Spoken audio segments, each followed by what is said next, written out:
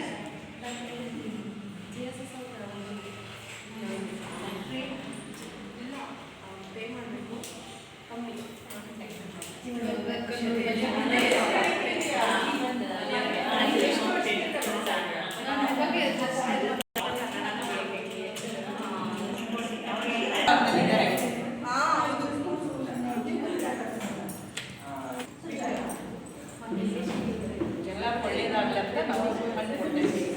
Thank you. ಎಲ್ಲರಿಗೂ ಬಂದಿದ್ದೀವಿ.